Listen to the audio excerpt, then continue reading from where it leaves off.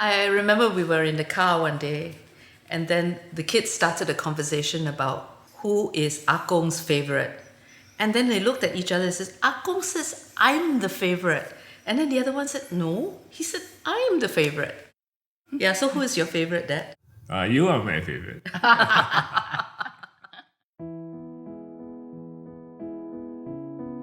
On the 10th of October 2014, baby Layden came into our lives.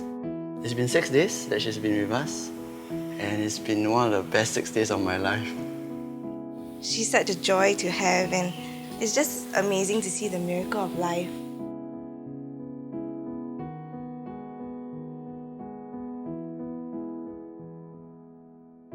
In 2009, I received an award, a beautiful crystal award. And I came back home one day to discover that my youngest daughter had broken that award. I was shocked because that was one of my proudest achievements.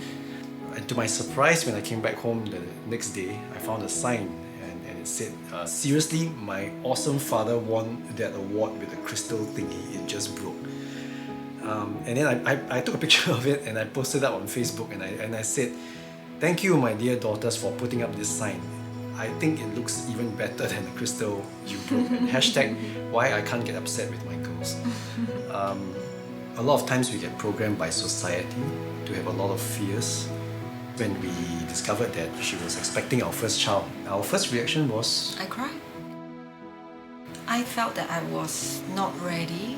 I felt that I'm going to lose myself, and every single one of the fear that we thought we would have when we have children were totally washed away.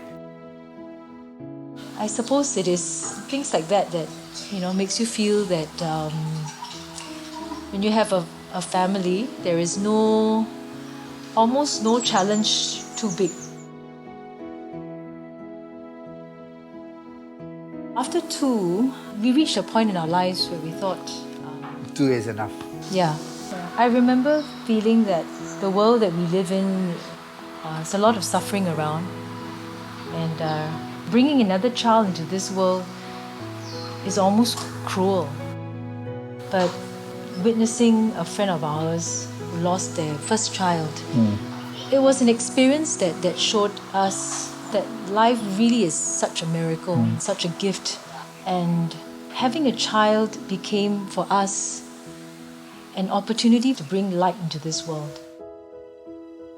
It's amazing. I always thought that you can only have so much love for a child, but having another child, you find the love for them, and it doesn't divide, it multiplies. Everybody has the fear that 2 sets of in-laws cannot live together. So when Bernard asked us to move in with him, there was some doubts. But we moved in. We were very happy because we wanted to be with the grandchildren. When they were young, I played with them. Jonathan, the eldest grandson, will be Cyclops. And then Justin... Wolverine, yeah. And I stitched the garments for them, Very simple one, but they love it and we play. I was the bad guy, so we ran around the house and all that. People tend to assume that, you have children because, the good times outweigh the bad times. I don't think you can measure the good times and compare it to the bad times, The only thing that keeps me going is the conviction that this is exactly where God wants me to be. No one is a perfect parent.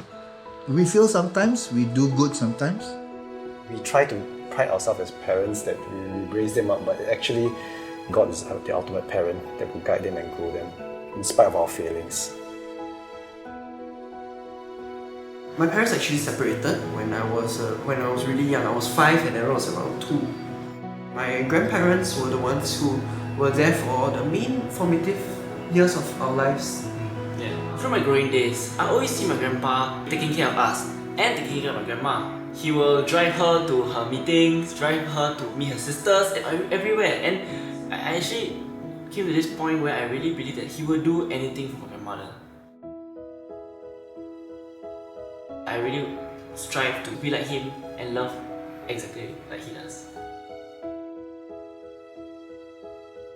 There is a great fear in broken home. The child can blame the parents for not helping them. So I was afraid of that. Sometimes I tell them, me and my children, this is my heaven on earth. My family is a gift, and it's a gift from our Creator. I'm going to do everything I can to make the most of it. As a child who has gone through a failed marriage,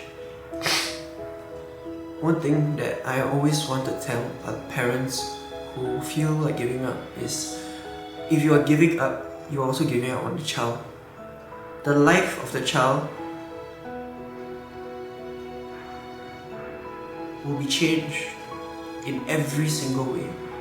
I was blessed to have my grandparents, but not every child will have that same blessing. Not every child will be guided by God in the same way. When they need me, I was there. I did nothing special.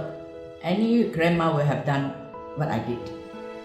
Family should be love, understanding, and forgiving. No matter how tough it gets, your family is what you should always hold close to your heart. I just ask that you don't give up on them, and I'm very sure they won't give up on you.